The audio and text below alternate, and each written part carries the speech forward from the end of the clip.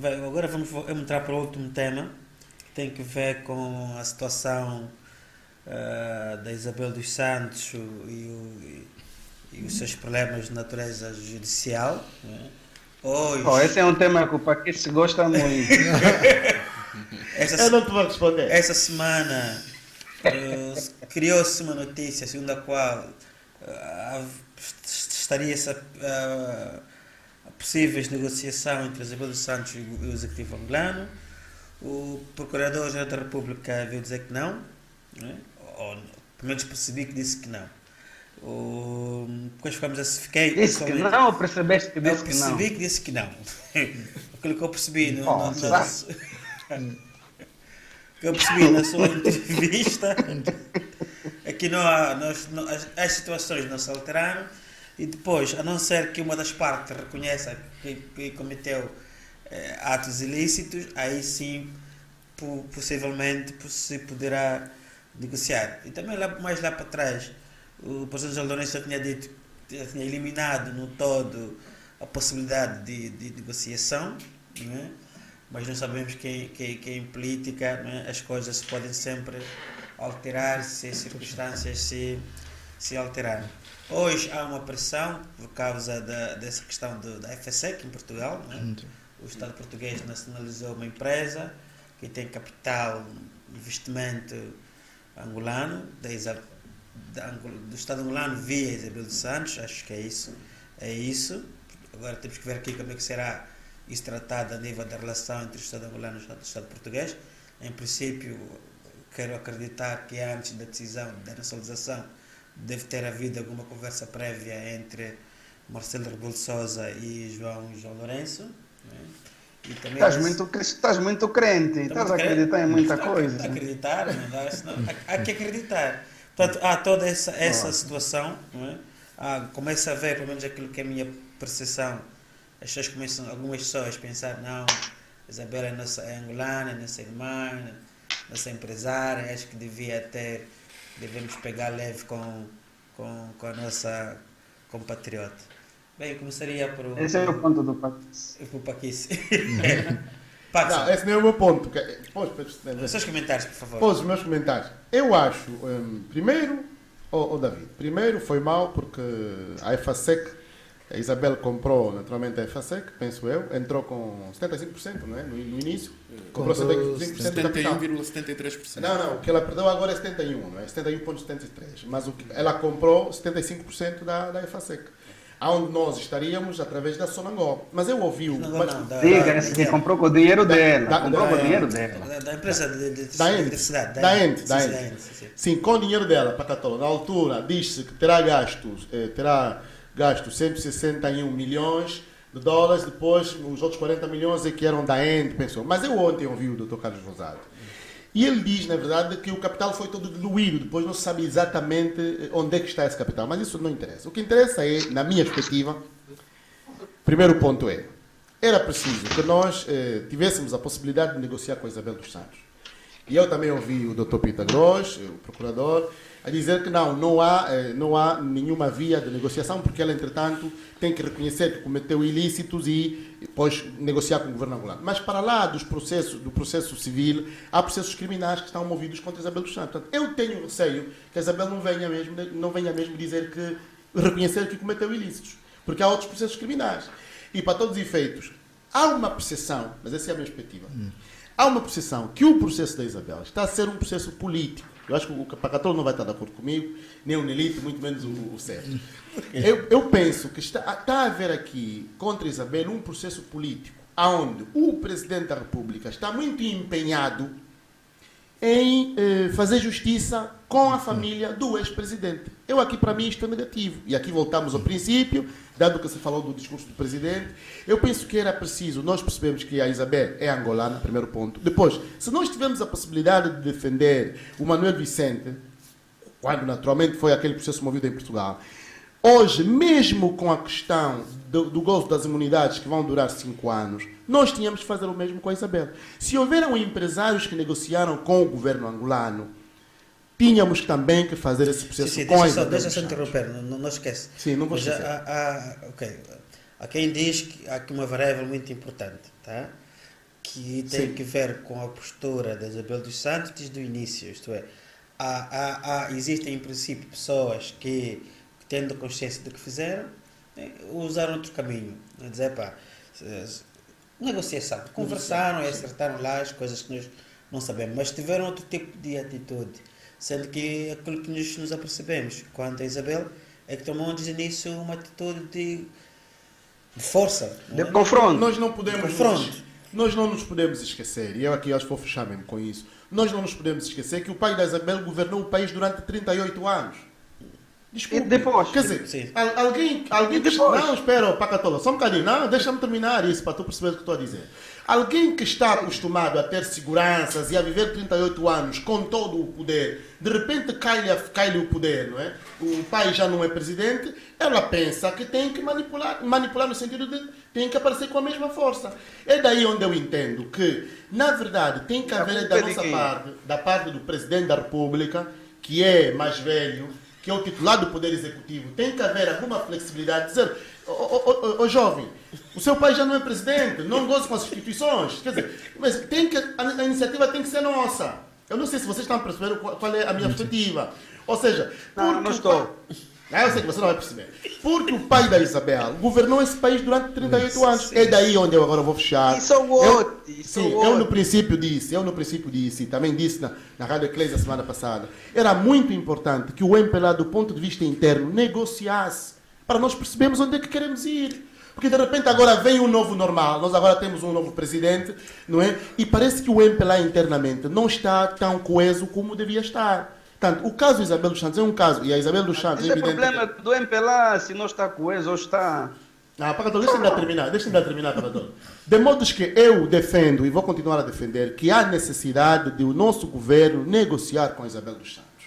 Tanto mais que, vou fechar, a Procuradoria-Geral da República responde diretamente ao Presidente da República. Há essa necessidade. Mas qual é a necessidade? Não estou a perceber, não está a captar. A necessidade de Ainda não negociação. percebi o teu ponto. Não percebi o ponto. A necessidade de se negociar com a Isabel dos Santos. Há necessidade. Sim, por quê? Nós temos Negociar o quê, meu irmão? Sim, por quê? A necessidade, qual é a justificação da necessidade? da necessidade. De negociar com a Isabel. Porque a Isabel dos Santos é a uma maior empreendedora no país. Não, cuidado que eu não estou aqui em defesa de Isabel, ok? Não, vão pensar que eu recebi dinheiro. Não me deram dinheiro. Não estou em defesa de Isabel. Vão pensar que me deram dinheiro.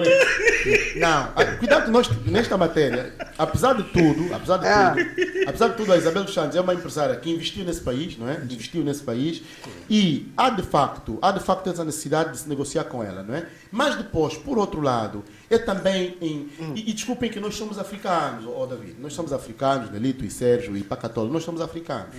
Nós temos de alguma forma que perceber que o presidente José Eduardo dos Santos, que governou esse país durante 38 anos, não pode ser tratado pelas mesmas pessoas que estavam no poder com ele, não pode ser tratado dessa maneira. Eu acho que não pode ser assim. Não está a ser tratado de nada. Não, David, mas não pode. Na minha perspectiva não pode ser. Eu não estou de acordo. Mas não pode ser tratado mesmo.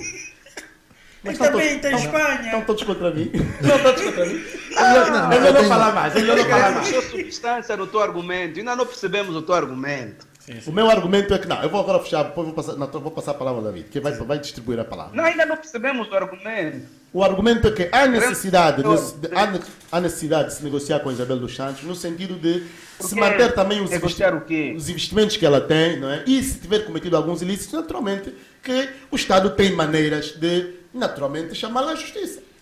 Eu vou terminar. Sérgio, Mas por o favor. Estado está fazendo. Eu vou terminar. Bom, Paca vai voltar depois. Sérgio. Bom, a Isabel dos Santos, a grande empresária e empreendedora angolana, é uma situação extremamente complicada. Nós não conhecemos os meandros das investigações e só salta tudo aquilo que vem a público. Ora fala o procurador, ora fala ela mesmo também nos tweets. Mas eu acho que no meio deste processo todo, eu julgo que é preciso haver bom senso. E este processo já se está a arrastar. Todo mundo fala e ninguém... Todo mundo Sim, mas fala e ninguém tem razão. convém só clarificar, Sérgio, que há problemas da Isabel dos Santos no contexto de Portugal, não é? Isso é com a justiça certo. portuguesa. Não é? Pois. Portanto, a questão da perseguição aqui depois fica meio tremida, porque a Isabel tem problemas judiciais fora de Angola, não é? Pois. Nesse caso em Portugal. Não é? Por mais, está bem, se João Lourenço diz, ok, Isabel, Muito também despoletado por Claro, causa sim. das investigações Sim, porque devia ser daqui, e sim. tudo saiu daqui. sim, mas continue, sim. Desculpa, E, portanto, bom, como eu digo, acho que tem que haver um bom senso. Se a Isabel dos Santos cometeu algum ilícito, portanto, deverá responder à justiça, não é? Mas pronto, há aquele outro lado que é preciso salvaguardar postos de trabalhos. Ela é a maior empregadora privada neste país, depois do Estado, né? É a senhora Isabel dos Santos, acho eu. Tem empresas que criaram imenso valor e é importante, pronto, o Estado angolano ter em consideração essas situações, não é? Porque pronto, vão querer me perguntar, mas pronto, então o ladrão de galinha é mais criminoso ou é menos criminoso do que a senhora Isabel dos Santos? Não, todos devem ir à justiça e responder pelos crimes que cometeram. Mas é preciso gerir com pinças o dossiê Isabel dos Santos. Essa é a minha opinião relativamente. Elito, por favor. Eu acho que este tema é um tema um bocado complexo e é preciso voltar um bocado aqui à origem das coisas, porque quando se fala de temas ligados à engenheira Isabel dos Santos, depois há sempre o contrapeso na balança de outras figuras também com visibilidade em Angola que enriqueceram e que são agora trazidas também um bocado aqui acima por causa disso. Vamos ver, é preciso perceber aqui uma coisa que é: há uma diretiva que já leva muitos anos, do próprio MPLA, que vem desde a altura do presidente José Eduardo dos Santos, que havia necessidade, depois da independência, da criação de uma elite. Acumulação primitiva de capitais? Não, antes disso. Portanto, a criação de uma elite do setor privado, primeiro para garantir, em teoria, né, alguma soberania aqui do ponto de vista de investimentos e que zelassem também pelo interesse privado de Angola. Até aí, tudo muito bem. Qual é o grande problema? Esta elite acabou por, no fundo, desenvolver-se com cariz partidário. Portanto, quando esta elite se desenvolveu do ponto de vista do cariz partidário e a forma como as coisas eram feitas, legitimavam as seis fortunas todas. As fortunas, os investimentos. Naturalmente, uns investiram mais no mercado e criaram mais postos de trabalho do que outros. Agora, a grande questão aqui, para mim, é: passado este tempo todo, e daí eu até certo ponto perceber o tema da negociação, que é, se havia uma diretiva que legitimava isso, hoje já é tudo um crime. É preciso separar. O que de facto constitui um crime deve ser analisado do ponto de vista judicial. Pronto, durante a criação desta elite era legítimo criar-se isso, mas só que, meu senhor, durante aqui há processos que provam que o senhor cometeu aqui, o senhor ou a senhora, irregularidades. Então estas coisas devem sim ser tratadas do campo da justiça. O grande problema neste processo todo é que existem aqui coisas que nós não conseguimos separar e perceber de facto. Imagina, havia a questão dos contratos leoninos.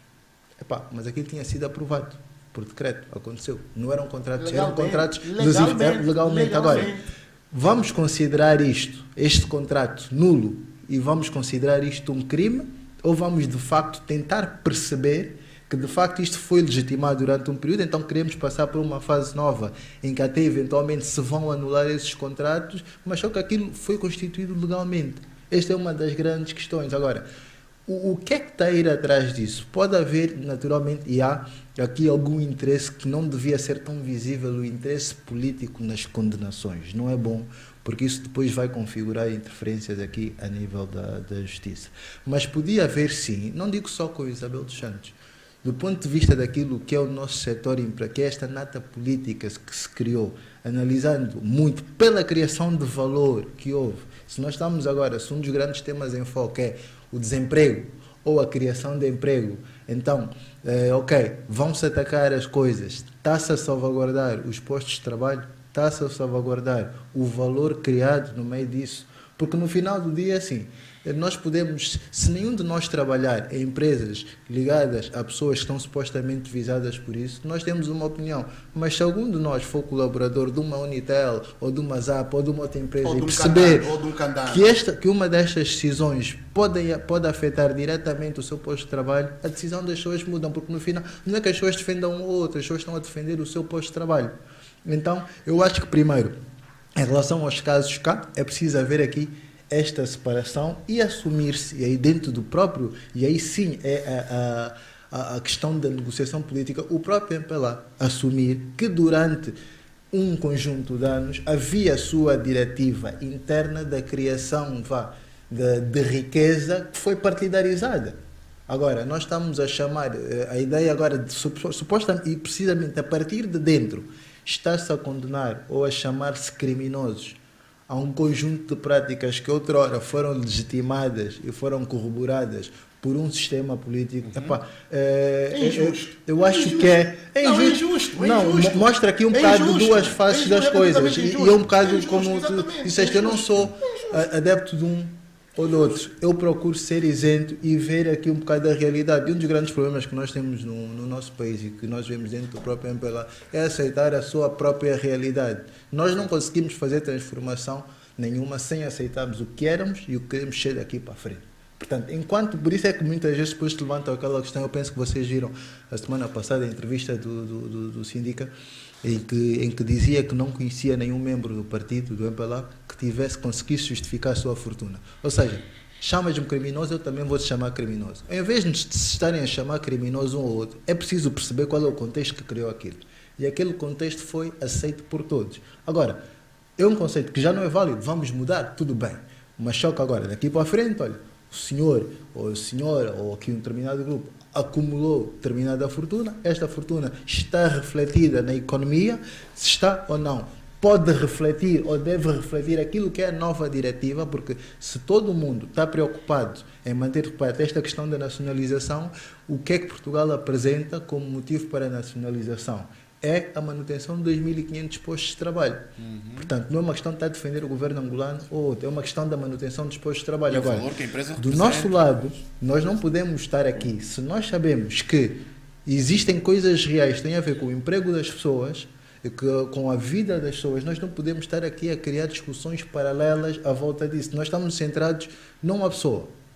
Quer o engenheiro Isabel, quer o engenheiro Manuel Vicente, ou o que for. Agora, do ponto de vista real, ok, se mexer nas coisas, não é uma questão de criar intocáveis. Qual é o impacto que isto tem na economia? Primeiro, em contexto, é que supostamente as pessoas podem ter sido visadas, bem ou mal, são afetadas, em contexto é que se está a julgar.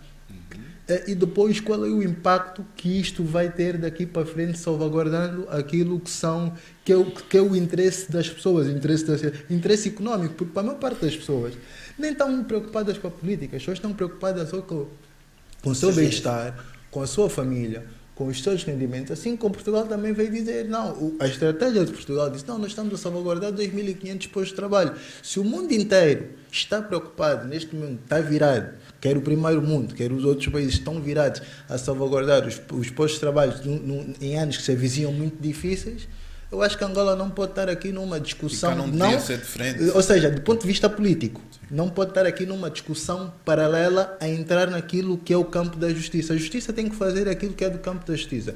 O Procurador-Geral da República tem que fazer e está a fazer o seu papel do ponto de vista da justiça. A questão da negociação não tem a ver só aqui com equilíbrio de poderes, mas é preciso perceber o que é que está em jogo e o que está em jogo, para mim, em primeira instância, está o bem da sociedade, o bem comum. Até que ponto é que receber, não receber, tirar, não tirar, o que é que foi dinheiro do Estado? Eu ouvi que, dentro daquilo que é a questão da nacionalização da EFASEC, uma das coisas que está em cima da mesa é a parte do capital, pronto, que sai fruto de uma negociação daqui, mas há uma outra parte do capital, que pensam os tais 130 milhões, que teve a ver com empréstimos contraídos ao sistema financeiro em Portugal. Sim. E o facto de se terem, durante um período, congelado as contas, isso afetou também a saúde financeira da empresa e punha em risco os postos de trabalho.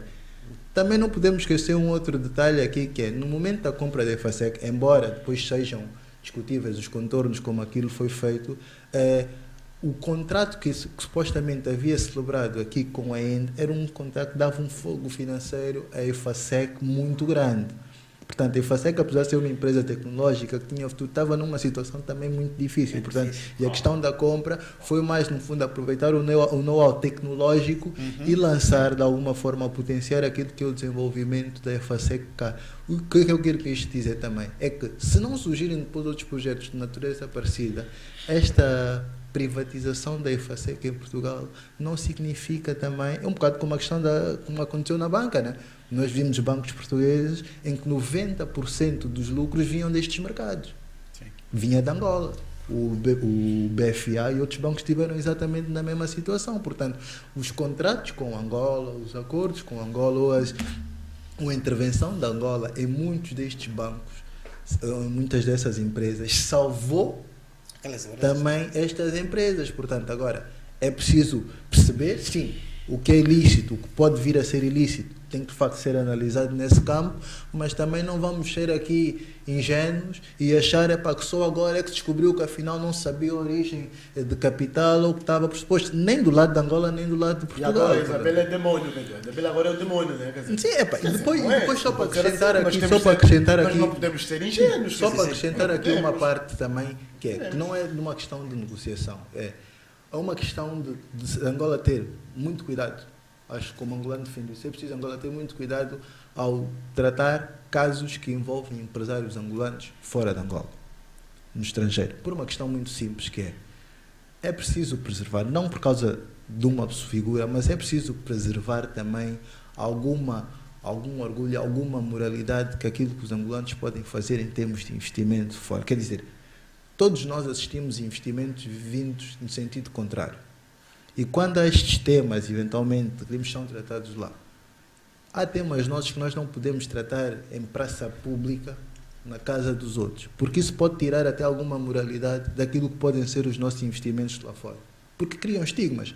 Amanhã tu não tens nada a ver com este caso, vais investir lá fora e acabas por ser marcado porque a forma como se tratou disso expõe uma realidade que se calhar não tem nada a ver contigo. Portanto, a salvaguarda dos interesses não é só pronto, vamos receber o dinheiro e vem para o Estado. É preciso salvaguardar também os interesses no sentido de não se manchar quem futuramente, que não tem nada a ver com isso, possa querer investir lá fora. Porque os estigmas vão existir, era muito fácil nós vemos o contrário, exato. Mas só que depois, quando começamos a fazer o percurso de internacionalização, também temos que esperar também ser aceitos e não ser julgados por causa de determinados temas. E temos que esperar ter também alguma, entre aspas, não digo proteção no sentido de defender os nossos males, alguma proteção no sentido do Estado poder, sim, avançar com certos casos, salvaguardando aquilo que podem ser os interesses futuros de Angola ou dos angolanos fora do país. Bem, Carlos, para fechar o tema.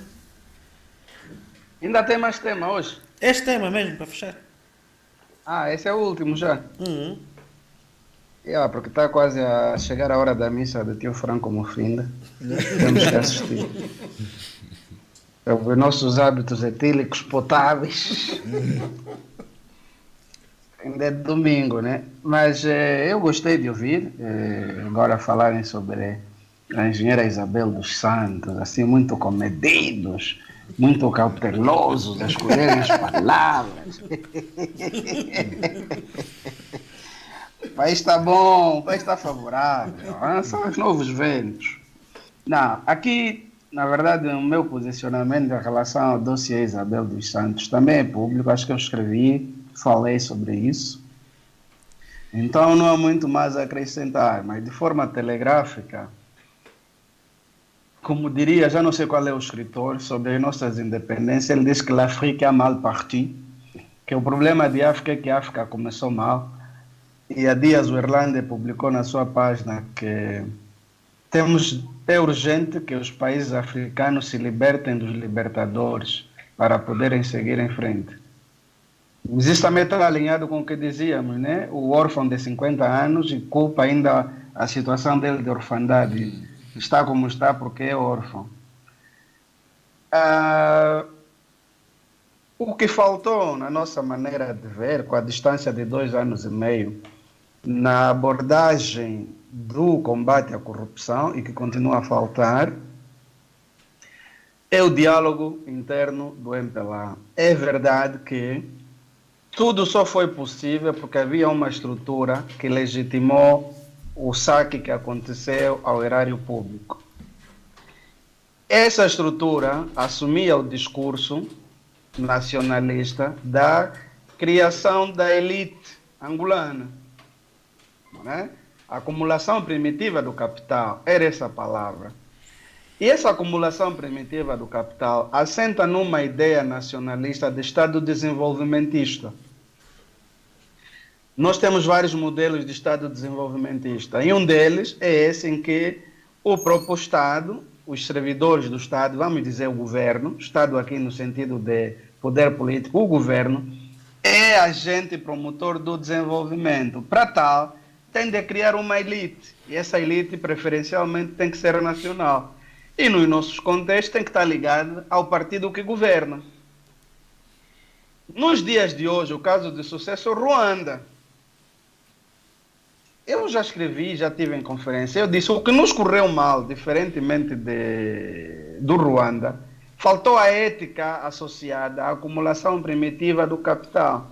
E o David, acho que não sei se foi no 40º aniversário ou no 39º, perto disso, foi passar o aniversário em Singapura, é isso, David? Certo, certo.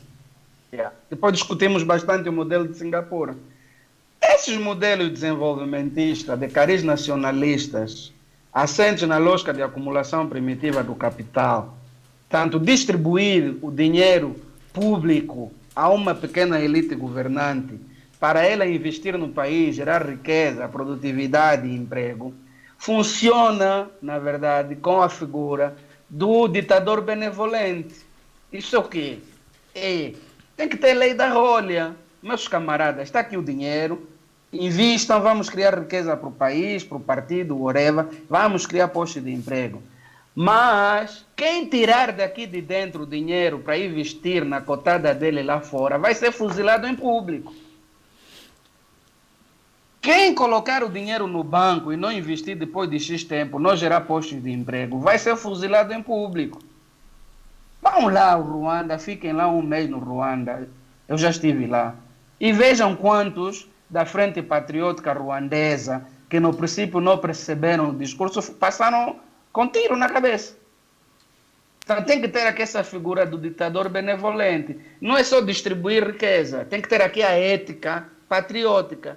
E essa ética patriótica é imposta com a lei da rolha. Então nós tivemos a primeira parte, não tivemos a segunda.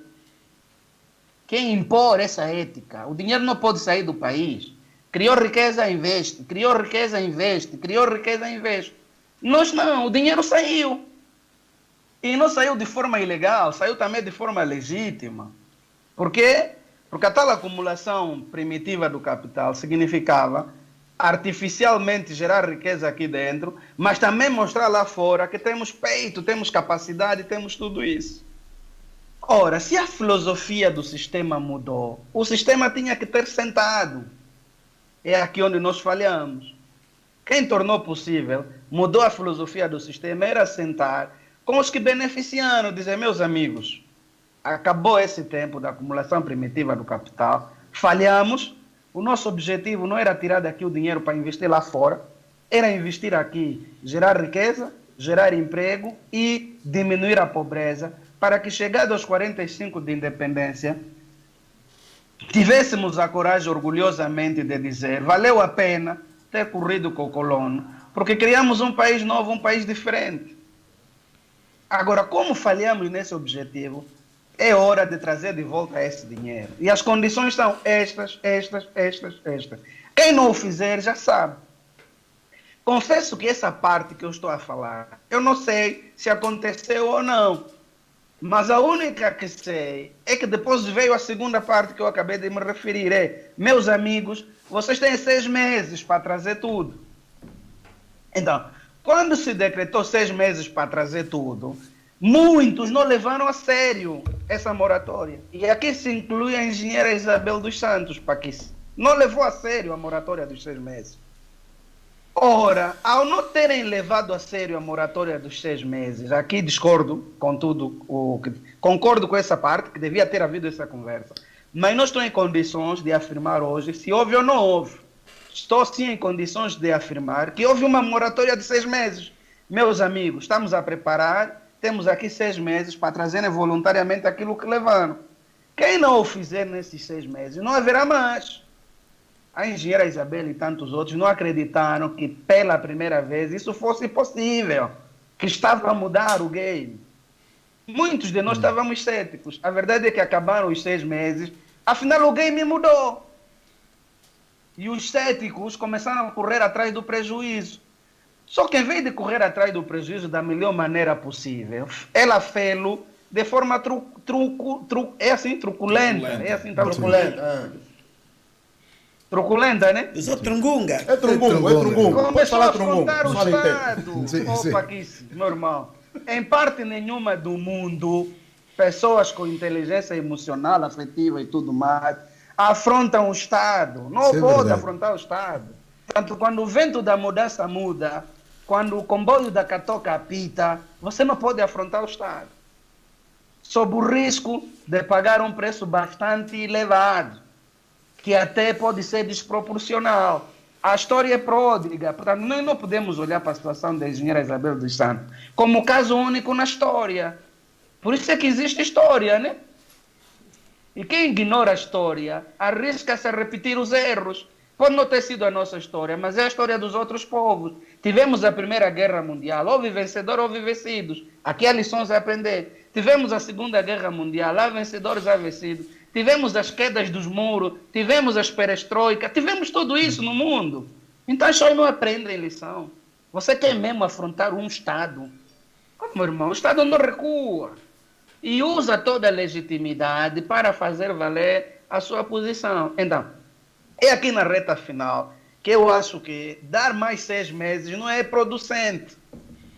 Agora, obviamente, se aparecerem uns tantos arrependidos que não tomaram a sério, que afinal a coisa tinha mudado e a janela de oportunidade que se deu era para ser aproveitada, aqui sim, o Estado e aqueles que servem o Estado, nós acreditamos piamente, por isso é que eu estava a gozar com o David, que estava muito crente. Nós acreditamos que o Estado é uma pessoa de bem, mas é o Estado nós todos, não é o Estado do governo. É o Estado nós todos em oposição ao Estado de natureza, onde o homem é lobo do outro homem, com respeito pelo lobo que não come o lobo, né? O lobo não come lobo, o lobo não mata lobo. Portanto, essa imagem não sei como é que Hobbes inventou, mas pronto, com respeito aos lobos que não matam lobo, nem comem lobo, o Estado de bem em oposição ao nosso Estado de natureza. Os servidores públicos são tão egoístas quanto nós, os servidos. Os governantes são tão egoístas e altruístas quanto nós, os governados. Agora, o hipogoverno não nos dá vacina contra o egoísmo, contra os nossos interesses particulares. O altruísmo é sempre uma coisa que está ligada a nós. Portanto, depende depois da circunstância particular de cada um. Dito isso, espera-se, obviamente, do chefe de Estado, como chefe de Estado, que aparecendo um arrependido de última hora, que esse arrependido de última hora, seja ele Isabel dos Santos, seja ele Albino Paquice, seja ele Carlos Pacatolo, seja ele quem for, mas se beneficiou da acumulação primitiva do capital e agora percebeu que o game não está mesmo a facilitar. Se ele se arrepender, que haja aqui uma figura de enquadramento do arrependimento e que seja tratado diferente de quem está a afrontar o Estado. Isso sim, isso nós podemos pedir ao nosso chefe de Estado. Uma espécie de clemência, uma espécie de benevolência, isso podemos pedir. Agora, do pedido não resulta que ele aceite. Nós podemos pedir. Isso nos assiste, vamos mesmo pedir. Se aparecer um arrependido, que o chefe do Estado reconsidere. Agora, o reconsiderar depende dele. Ponto. Falei. Minha bateria obrigado, já vamos foi. então. Eu estou fora de fase. Vamos então terminar, vou dar 1 minuto para cada um, só fazer assim um remate para depois fecharmos. Estamos aqui pelo... Não, primeiro agradecer, aprendi muito também, naturalmente, né? Agradecer o convite, aprendi muito e dar um abraço aí ao Pacatolo e todos aqueles que estavam connosco. Muito obrigado, David. Okay. Sérgio, por favor. Bom, eu quero agradecer antes de mais o convite formulado pelo David, não estava à espera. Isto é nós hoje estamos a entrar verdadeiramente para aquilo que é a quarta geração, não é? O 4.0 das novas tecnologias. É uma plataforma muito interessante, é um fórum de discussão muito bom e é uma iniciativa que deve ser louvada e David, espero que continues e deixes seguimento neste projeto tão interessante. Muito obrigado.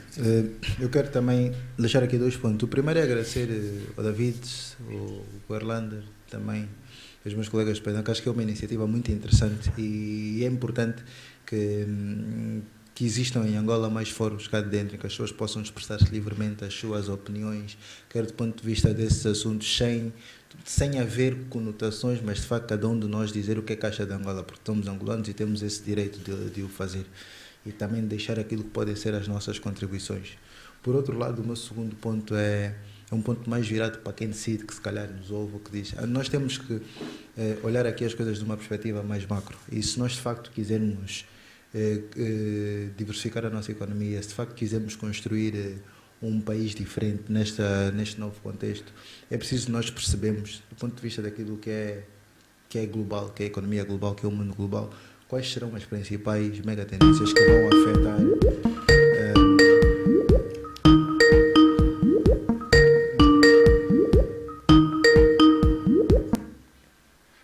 percebemos quais serão as principais, que eu considero, eu gosto muito de ler megatendências, que vão afetar aquilo que é o curso do mundo, e nós temos que perceber que Angola faz parte do mundo e temos que jogar aqui um papel nisso. Temas como os avanços tecnológicos, a urbanização do mundo, dos países, a demografia, as mudanças sociais, a forma como estará distribuída a riqueza ou os centros de poder nos próximos anos, as alterações climatéricas e sobretudo a escassez de recursos, são pontos que quem governa e quem gera um país e quem toma decisão nas empresas tem que ter em conta, porque isto vai ajudar a nortear aquilo que podem ser os nossos investimentos e aquilo em que nós de facto temos que apostar para construirmos um papel diferente. Angola não se pode dissociar disso, os angolanos, quer no setor público, quer no setor privado, não se podem dissociar disso. Nós vivemos uma fase de muitas interrogações e vão surgindo cada vez mais, e nós precisamos de inverter de interrogações para podermos ter mais respostas e podermos ter mais afirmações daquilo que nós achamos que o nosso país quer de facto ser. E só aqui para finalizar, e aqui em jeito de provocação, eu sei que há agora alguns países que têm os ministérios do futuro, ou seja, e eu aqui em Angola, eu acho que Angola devia criar aqui um conselho do futuro, que não é político, que é um conselho que devia reunir jovens de mais diversas áreas, com o compromisso de pensar Angola dentro dos vários setores, falar sobre Angola, sem haver aqui medo ou qualquer retaliação política, porque o futuro é dos mais novos, o futuro é dos jovens. Nós estamos a caminhar para uma mudança geracional, mas infelizmente vamos herdar todos, é um facto, vamos herdar problemas do passado e problemas ainda não resolvidos desde o tempo colonial. Portanto, se não houver a par da política que olha para o presente, se não houver aqui um grupo de pessoas, e nós estamos a tentar fazê-lo aqui dentro desse nosso grupo, que pense, reflita, que fale, que partilhe ideias sobre aquilo que é o futuro, a incerteza vai se manter. Mas vamos continuar. Obrigado. Sim, Carlos, teu um minuto completamente aberto. Pois, fiquei sem bateria no computador, mas é como está. O telefone ajuda. Primeiro, agradecer essa oportunidade que o Vilongo cria, não é? Ao estilo do Ondjango, podermos falar abertamente, sem compromissos, sem faltar ao respeito a ninguém. E é uma oportunidade excelente. Acho que vamos fazer mais esse exercício. É um exercício salutar de cidadania. Sim, e o Vilongo é mesmo isso, né? É partilhar conhecimento, é refletir e dar a conhecer uns aos outros aquilo que são os nossos sentimentos sobre o país. Isso é que é fazer o Vilongo. Em segundo lugar, agradecer cada um dos colegas aí no painel, não é? Conheço o Paquice já há 500 anos, o Francisco há mais ou menos 250 anos. O David, desde que comecei a respirar. Mas o Nelito e o Sérgio. Nelito e o Sérgio acabei de conhecer. É um prazer grande. Igualmente. Vamos continuar a pensar Angola. E, na verdade, um amigo nosso comum, o David, que é o Paulo Inglês, ele fala sempre da experiência da Alemanha no pós-Segunda Guerra Mundial. A Alemanha tomou uma decisão estratégica que é fazer um recrutamento de quadros jovens que pensavam e refletiam o país e criou uma unidade só para eles trabalharem. O trabalho deles é pensar o país. Pagava-lhes para não terem que se preocupar com o dia a dia. E ele conta que uma parte significativa do segredo do sucesso da Alemanha vem da renovação permanente desse núcleo de reflexão. Tanto a reflexão do país Alemanha não é produto dos ministérios. Os ministérios executam políticas, os ministérios não pensam, executam. Então, tem que haver acima do tacho, acima do medo da exoneração. Essas nossas, como é que eu vou dizer num português reles, acima das nossas futriquices, tem que haver um núcleo né, de filhos desse país que pensam esse país, que propõem para os decisores políticos. É verdade que pensar o país não significa obrigar o decisor a seguir o que se pensa, mas o decisor não pode depois se queixar de não ter tido acesso a uma reflexão que lhe indicava o caminho contrário. Então, essa é uma diferença muito boa. O decisor precisa beneficiar de reflexão profunda, apartidária e distante. Quando tem a reflexão, ele tem a liberdade de escolher seguir o seu caminho sem a reflexão ou seguir a reflexão. Mas seja qual o caminho que ele escolher, a responsabilidade é só mesmo dele. Só tem uma vantagem quando segue a reflexão no processo de tomada de decisão. Se as coisas correrem bem, ele tem uma reflexão que lhe garante segurança. Agora, se ele não segue nenhuma coisa, nem outras coisas correrem mal, ele tem que se queixar dele mesmo. Então, acho que esse nosso contributo, nós podemos transformar, David, esse espaço num think tank.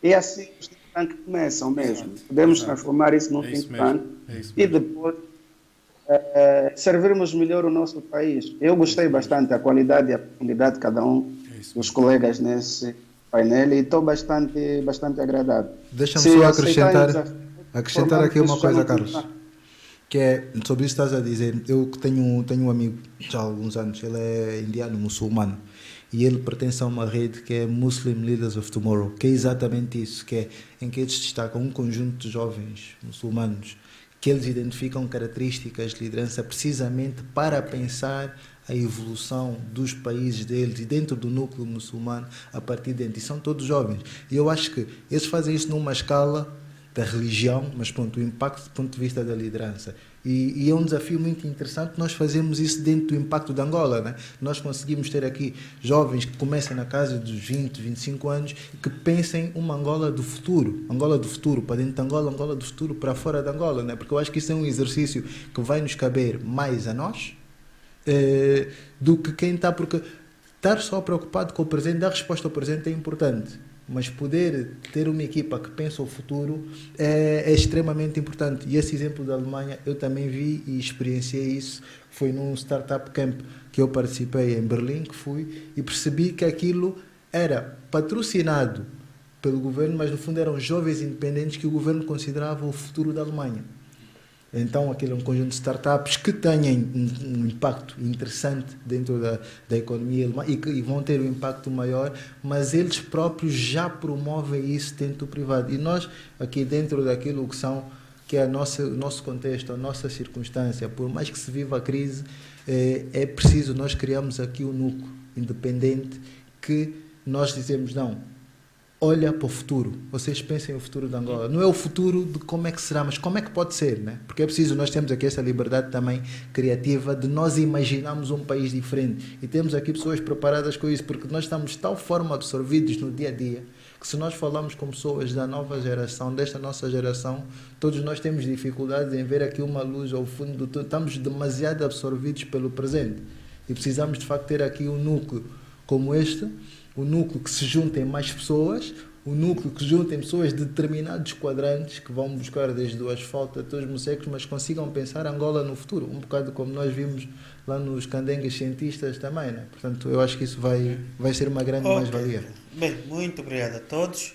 Portanto, a nossa ideia é de facto estarmos aqui aos domingos, a depender dos familiares, naturalmente, mas estamos aqui aos domingos, fazer essa análise da semana e também depois ir amadurecendo a possibilidade de dar mais alcance prático a essas sessões. Hoje não foi possível por causa do tempo, falamos de questões internacionais, mas vamos voltar a isso de certeza no próximo domingo.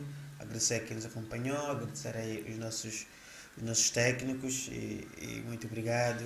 Continuação de bom domingo. Esperar que o tio Mufinda hoje nos traga Boas notícias. Carlos, um abraço aí. Um abraço, Carlos. Força, vamos juntos. Vamos juntos.